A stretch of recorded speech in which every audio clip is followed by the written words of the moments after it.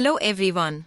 I am Vidya from English Magaz and welcome back to another poetry lesson. Today, we'll be exploring A Tiger in the Zoo by Leslie Norris. This powerful poem describes the life of a tiger confined in a zoo, compared to how it should live freely in the wild. Let's take a closer look at the tiger's journey and its silent struggle for freedom. First things first, let's get acquainted with the poet. Leslie Norris, born in Wales, was a renowned poet and writer. He taught in the UK and US, notably at Brigham Young University. His literary works, reflecting post-war Welsh life, earned numerous accolades. Norris' legacy endures through his impactful poetry and short stories. Alright, let's jump into it. I'll recite each stanza of the poem, and then we will dive into its meaning and nuances together. Here we go.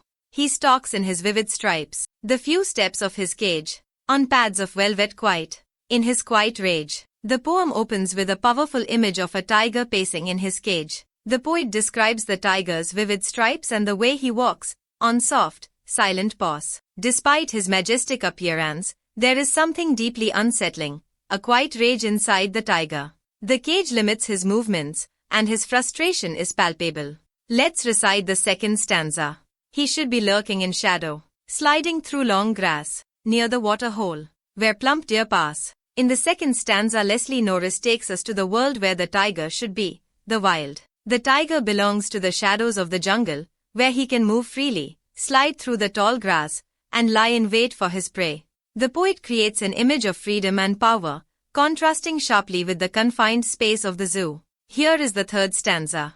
He should be snarling around houses, at the jungle's edge, baring his white fangs, his claws, terrorizing the village. In the third stanza, the poet explains, the tiger should be expressing his natural instincts, even intimidating people at the edge of the jungle, baring his claws and fangs, just as a wild animal does. This image portrays the tiger in his true, untamed state, powerful, fierce, and commanding respect. The poet reminds us that it is natural for wild animals to be dangerous and free, not confined. Here is the fourth stanza. But he's locked in a concrete cell. His strength behind bars, stalking the length of his cage, ignoring visitors. In this stanza, the poet explains instead of roaming freely, the tiger is confined to a concrete cell.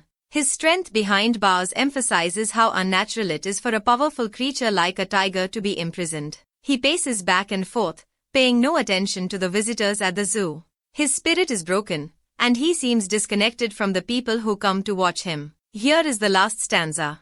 He hears the last voice at night, the patrolling cars, and stares with his brilliant eyes at the brilliant stars. In the final stanza, the poet explains, at night, when the zoo becomes silent, the tiger hears the distant sounds of patrolling cars. He stares up at the sky, at the stars shining brightly. The brilliant eyes of the tiger reflect the brilliant stars, reminding us of his true potential and the freedom he longs for. The stars symbolize the wild, free world that he can no longer be a part of. The poem A Tiger in the Zoo presents a strong contrast between the tiger's life in captivity and how it should be in the wild. It speaks about the cruelty of confining such a magnificent creature and the longing for freedom that lives within him. Leslie Norris makes us feel the tiger's silent rage and sadness, highlighting the unnaturalness of taking away an animal's freedom. Thank you for joining me today to explore A Tiger in the Zoo.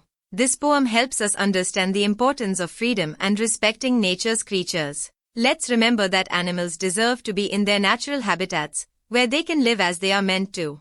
With this, the video lesson ends. Here is a list of literary devices used in the poem. Pause the video and go through them.